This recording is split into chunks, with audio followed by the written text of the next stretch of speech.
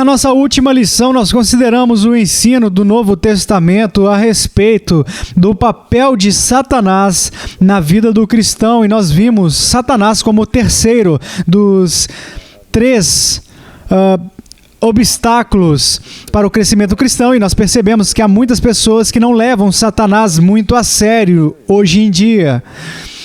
Me lembro que quando eu estava fazendo minha pós-graduação na Holanda com o meu professor, o professor Borkauer, ele fez um comentário, foi apenas uma observação improvisada um dia em uma situação lá da sala de aula que me prendeu.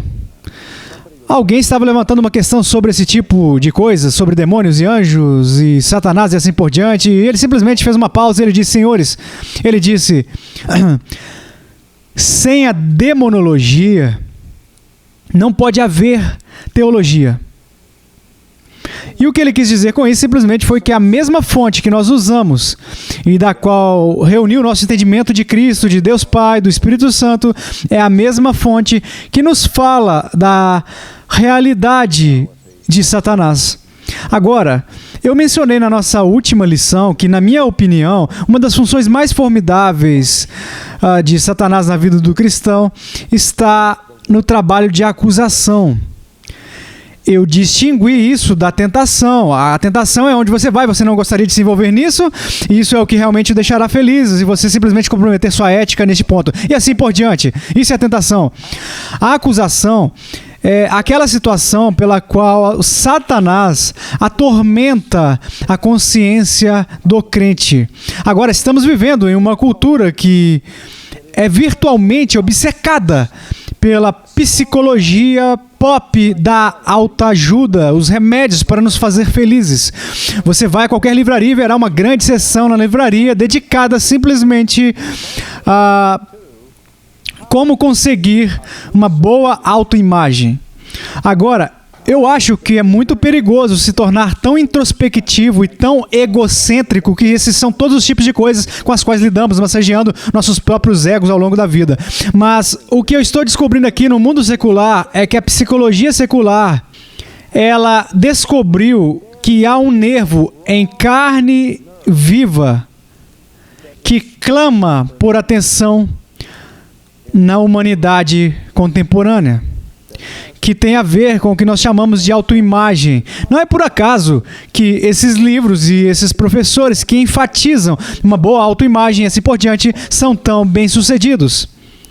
É porque nós somos um povo movido pela culpa.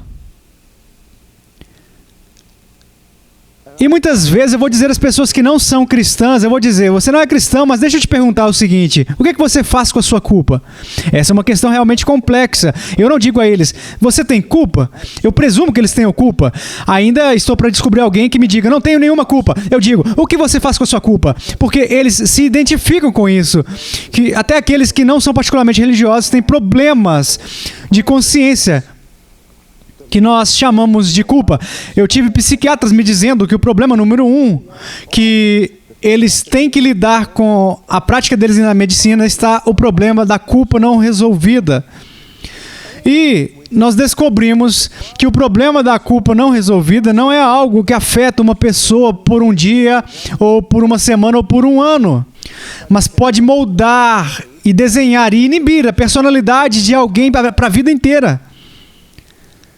Então, o que eu quero ver aqui é porque no cerne da mensagem bíblica, muito praticamente falando, é um anúncio de perdão. Porque no centro de nossa luta pela santificação, é o que já vimos, é que como estou tentando ser obediente, como estou tentando o favor de Deus, enquanto eu estou tentando crescer na minha vida e experiência cristã, eu estou sendo oprimido e carregado com toda aquela bagagem de culpa que eu trouxe para a minha experiência. E todos os dias há um certo sentido em que acrescenta essa bagagem, porque eu não vou ficar um dia sequer sem pecar. Você vai? Tenho certeza que não. Portanto, todos os dias eu tenho que lidar com o problema da culpa. Agora, nós sabemos, pela psiquiatria e a psicologia, que a culpa é uma das maneiras mais poderosas de paralisar as forças que existem no espírito humano. O medo pode paralisar, as pessoas dizem, eu estou paralisado de medo. Mas também a culpa pode fazer com que uma pessoa seja virtualmente trancada na imobilidade.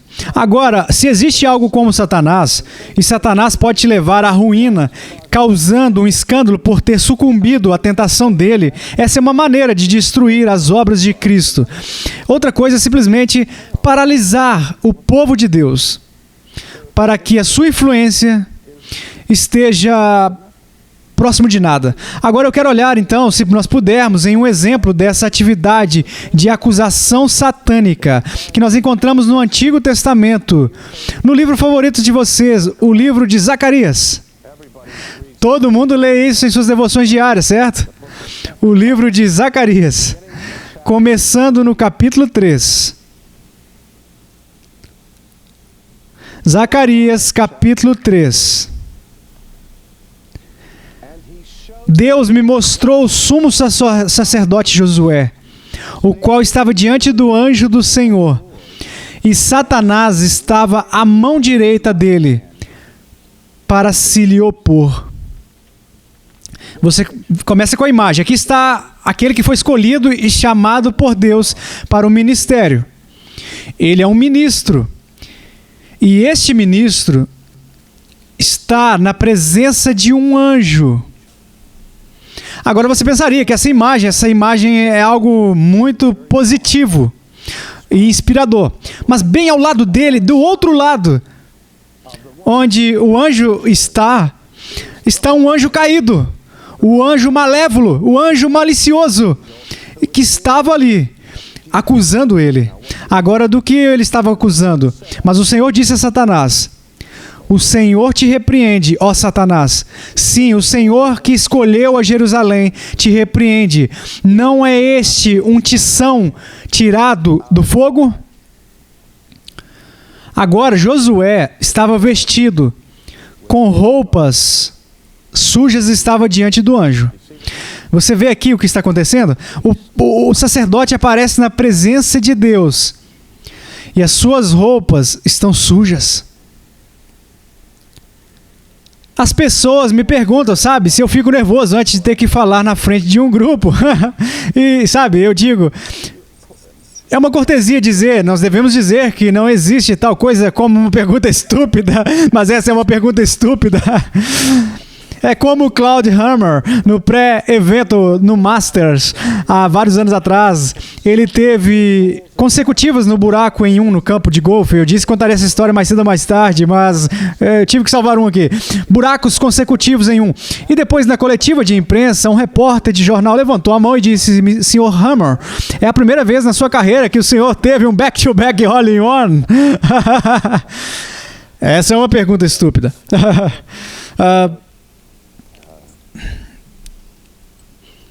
Mas olhamos para Josué e suas roupas estão sujas. Isso indica que há uma mancha ou algo que está tirando a pureza do seu ofício e da sua missão.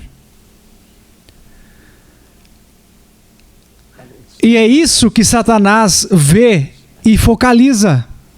E o que ele está fazendo basicamente é o quê? Ele está dizendo ao anjo, ele está dizendo a Deus: olhe para este homem, ele não é adequado para ser um ministro na tua presença. As suas roupas estão sujas. Eu tive esse tipo de sonho. Eu disse que fico nervoso antes de ficar na frente de um grupo. Eu fico tão nervoso que às vezes tenho pesadelos. E eu vou sonhar.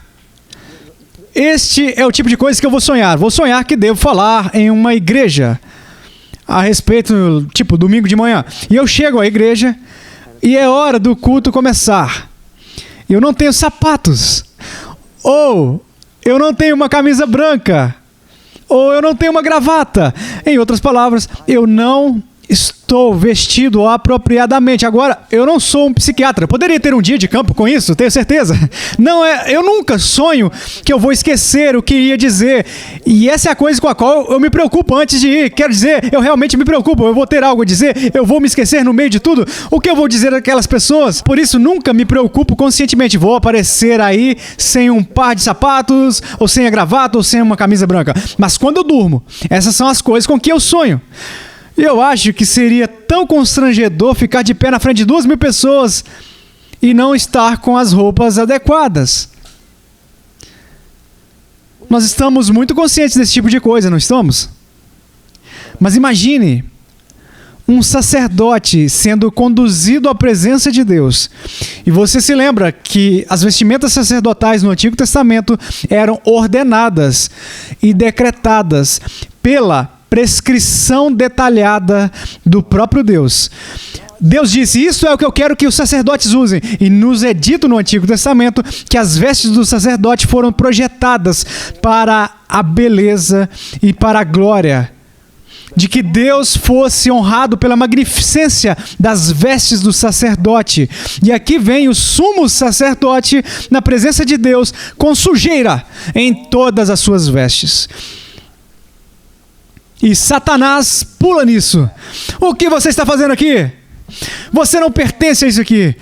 Este não é um lugar para pessoas sujas na presença de Deus.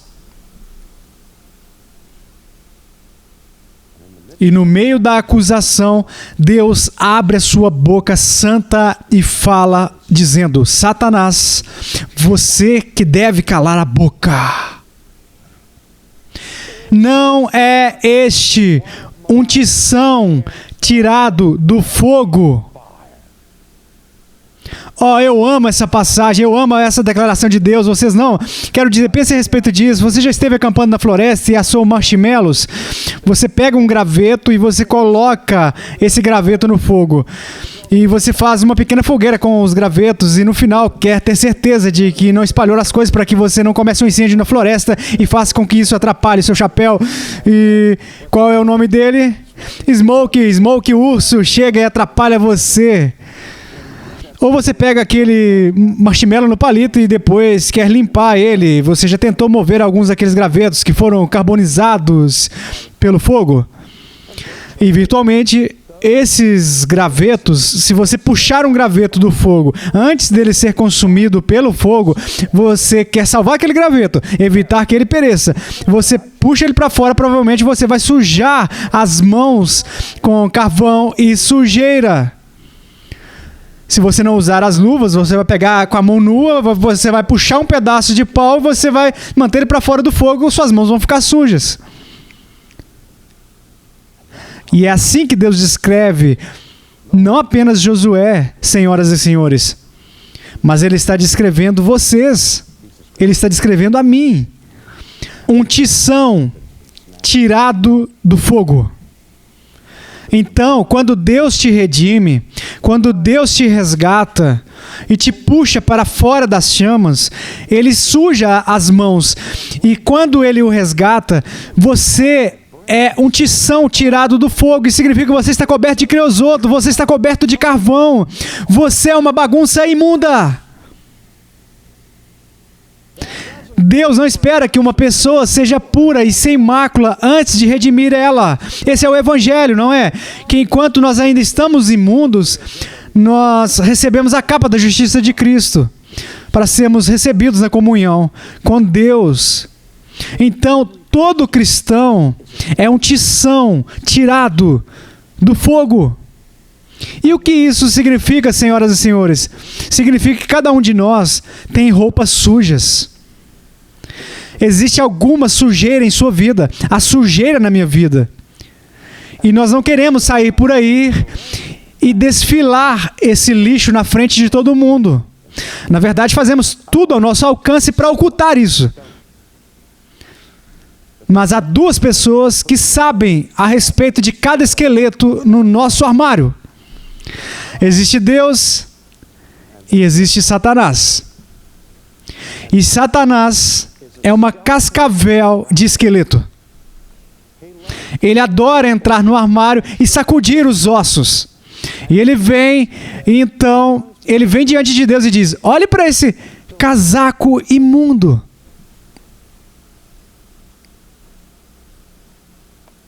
O Senhor te repreende, Satanás. Não é este um tição tirado do fogo? Ora, Josué, trajado de vestes sujas, estava diante do anjo.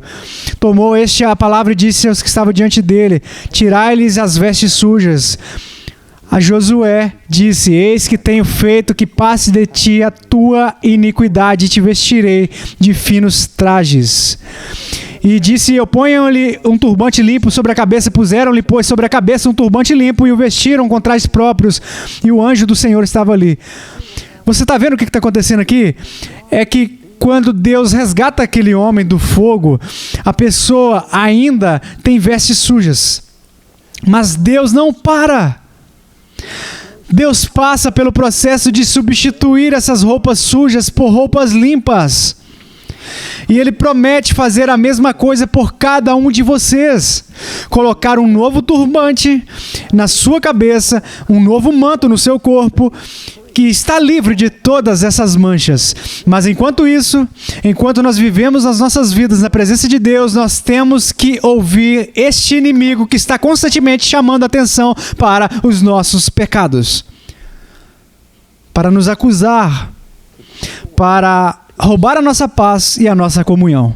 Agora, eu sei que os cristãos debatem a respeito da questão de saber se é ou não possível saber com certeza se você foi resgatado. Existem algumas pessoas que assumem a posição de que realmente nunca podemos ter certeza se estamos em um estado de redenção. Na verdade, eu me lembro que quando eu estava no seminário, fizemos uma pesquisa com os idosos da classe e 50% dos alunos do último ano da nossa nova turma do seminário não simplesmente disseram que uma pessoa poderia saber se ela estava no estado de redenção, mas assumir que você está no estado de redenção era um ato de arrogância indescritível. Agora, assuma a posição de que não só você pode saber se está no estado de redenção, mas é o seu dever saber, porque Deus nos ordena termos certeza de qual é o nosso estado diante dele. E eu pessoalmente acredito, senhoras e senhores, que uma das doutrinas mais importantes que um cristão pode aprender e aprender cedo na sua caminhada é a doutrina da certeza da salvação. Você precisa saber se você está em um estado de graça ou se você não está em um estado de graça, porque se você não sabe, então você está totalmente vulnerável à paralisia da acusação do inimigo. Se lembrem de que Josué estava ouvindo essa conversa. Josué estava ali com as vestes sujas e ele escuta a acusação de Satanás. Satanás diz: ele é sujo. Agora, o que você acha que teria acontecido com ele se essa fosse a única voz que ele tivesse ouvido? Mas graças a Deus, Deus falou e disse: cale a boca, Satanás. Este é um tição tirado do fogo. Notamos que os primeiros frutos da justificação, de acordo com Paulo, são estes: aqueles que são justificados possuem paz com Deus. Com Deus. Acesso à sua presença. A pessoa com a consciência perturbada, a pessoa que está debaixo do peso desta acusação, não tem paz.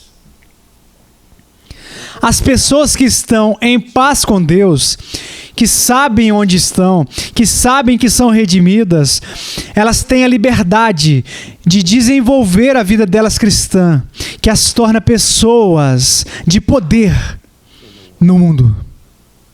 Mas é a pessoa que não tem certeza, que está tropeçando, hesitando entre duas opiniões, lançada para lá e para cá, por todo o vento de doutrina. Essa pessoa está paralisada na sua peregrinação espiritual. É por isso que é tão importante estabelecer na sua vida onde você pertence e se você está redimido. Agora, o que é tão sutil a respeito da acusação de Satanás é que Satanás é chamado, às vezes, de caluniador. E o que é um caluniador? Um caluniador é alguém que acusa você de coisas das quais você é inocente. Quando alguém me acusa de algo que eu não fiz, isso é calúnia. E essa pessoa tem infligido uma injustiça sobre mim. E Satanás faz isso. Satanás está tão preocupado em paralisar as pessoas e deixá-las chateadas que ele vai contar mentiras a respeito delas. Ele terá a sua reputação manchada por falsas acusações. Mas, senhoras e senhores, não é a única maneira que ele faz isso. Às vezes, ele nos acusa de que nós somos, de fato, culpados. As roupas de Josué estavam muito sujas, não estavam?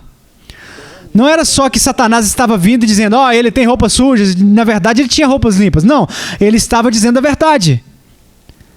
Agora, é aqui que fica muito difícil trabalhar a experiência cristã, porque no nosso estudo do Espírito Santo, nós examinamos isso, que o Espírito Santo, um dos ministérios do Espírito Santo na vida do cristão e a santificação, é convencer a gente do pecado. Se nós cometemos um pecado e não nos sentimos culpados por isso, nós não devemos nos alegrar disso, porque é como ter uma doença e não sentir nenhuma dor. Podemos pensar que isso é um benefício, mas no longo prazo é muito, muito destrutivo.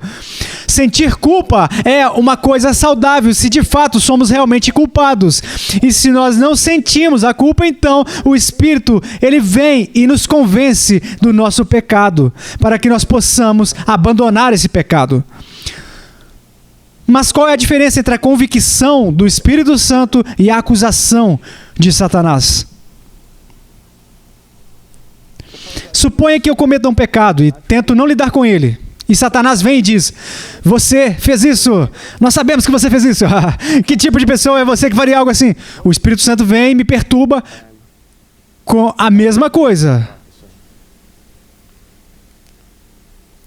Como você diz aí a diferença? Bem, qual é o propósito do Espírito na convicção do pecado? Quando o Espírito vem para te convencer do pecado, se você experimentou a convicção do pecado, você sabe que, embora seja doloroso ter a consciência do próprio pecado, ainda há algo muito, muito doce nisso. De alguma forma, quando o Espírito Santo nos confronta com o nosso pecado, ao mesmo tempo, ele nos diz que nós somos culpados e ele nos garante que nós somos perdoados. Quando nos voltamos para ele, ele vem até nós não como alguém tentando nos destruir, mas a acusação de Satanás não visa nos redimir, mas nos destruir. E é uma diferença total. Você sabe a diferença entre a pessoa que vem até você e diz, eu quero dizer isso por amor. Então, realmente enfia a faca. É quando você quer dizer, sai daqui, Satanás.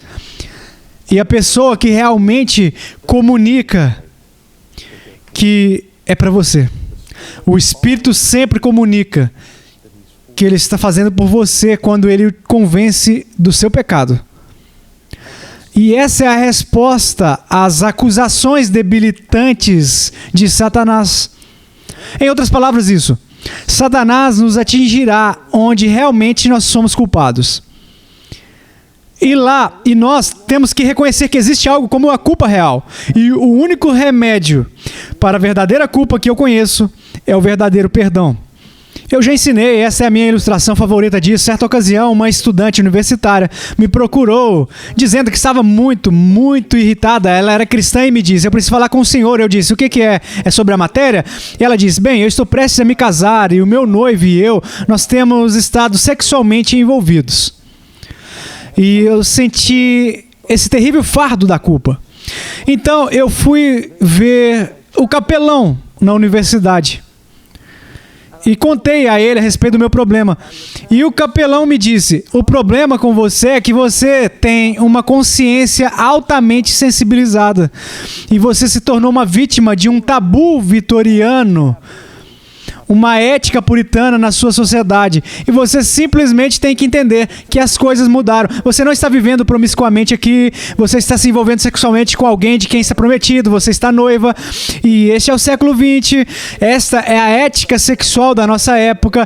E você tem que entender que para você ser livre dessa culpa paralisante, você tem que entender que não é culpada de nada. E a garota olhou para mim, sabe, e disse: mas, Dr. Sproul, ainda me sinto culpada. Imediatamente nós estávamos envolvidos com o grande mistério da culpa aqui. A diferença entre o que eu chamo de objetivo e subjetivo. Era a diferença entre a culpa e os sentimentos de culpa. A culpa é definida legal e teologicamente como uma transgressão da lei de Deus. Se uma pessoa cruza essa linha e viola a lei de Deus, ela incorre em culpa ao enxergar a justiça de Deus. Agora, essa pessoa, quando ela viola a lei de Deus, ela pode se sentir terrivelmente a respeito disso, ou ela pode não sentir nada. O que ela sente não tem nada a ver com a realidade ou a irrealidade da culpa real. Vocês entendem isso? O perdão, de novo, é algo que Deus faz. E quando Ele faz, isso é uma realidade objetiva. E não depende dos meus sentimentos. E é isso que Satanás faz. Ele afia os seus sentimentos. Ele tenta fazer de você um cristão sentimental, para que você tenha apenas a certeza do seu perdão de acordo com o que você sente em determinado momento. É por isso que a fé, senhoras e senhores, vem de ouvir e ouvir a palavra de Deus. É quando nós lemos as promessas de Deus e as abraçamos nas nossas vidas que nos tornamos livres. E podemos ler com o apóstolo Paulo: quem intentará acusação contra os eleitos de Deus?